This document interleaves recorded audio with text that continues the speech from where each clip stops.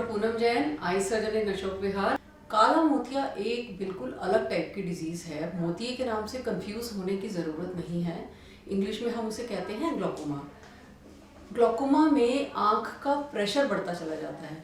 आप सोचिए जैसे आई बॉल है, उसके अंदर हमने पानी भर दिया हो, मान लो एक बलून के अंदर पानी भर दिया और उसका प्रेशर बढ़ रहा है तो वो उसकी वॉल पे दबाव डालेगा। तो इसी तरह से जब आँख का प्रेशर बढ़ जाता है तो वो पीछे जो आँख की देखने की नस होती है उस पर दबाव पड़ने की वजह से वो कुछ नर्व फाइबर्स डैमेज होते चले जाते हैं। अब जो नर्व फाइबर्स डैमेज हो जाते हैं वो किसी भी ट्रीटमेंट से कभी भी रिवर्स नहीं होता है उसका डैमेज।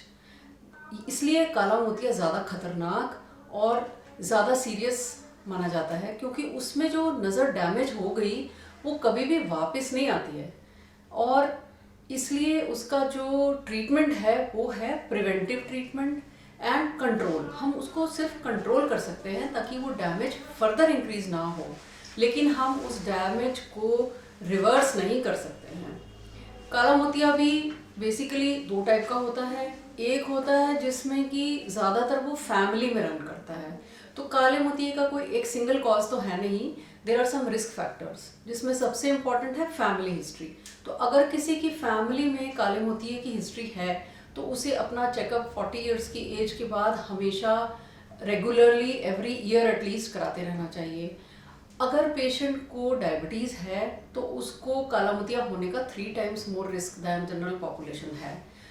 अगर किसी का बहुत हाई नंबर है, हाई मायोपिया, हाई प्लस या हाई माइनस नंबर, उसको भी काला मोतिया होने का रिस्क ज़्यादा है, तो उसे भी रेगुलर चेकअप कराते रहना चाहिए।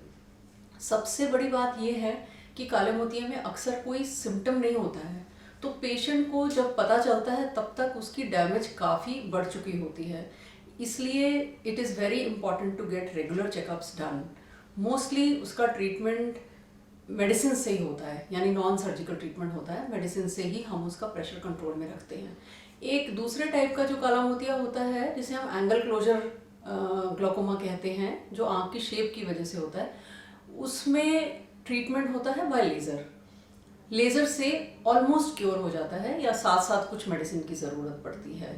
तो काला मोतिया is considered a sneak thief of site which can be controlled but not treated. It has to be diagnosed early so that treatment can be started early and permanent damage can be prevented.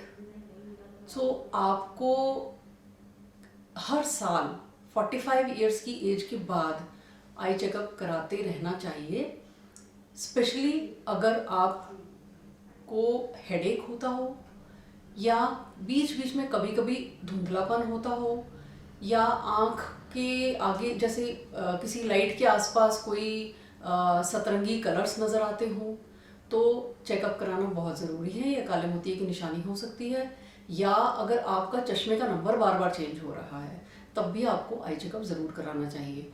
अगर आपका काला मोतिया diagnose हुआ है तो please please don't miss your eye drops.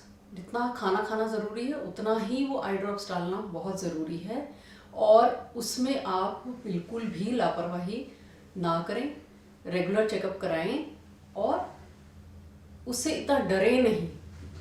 कुछ चीज़ें हैं जो आपको अवॉइड करनी है अगर आप ग्लॉकोमा के डायग्नोस्ड पेशेंट हैं और मेडिसिन चल रही हैं, जैसे कि मॉर्निंग में बहुत सारा पानी पीना।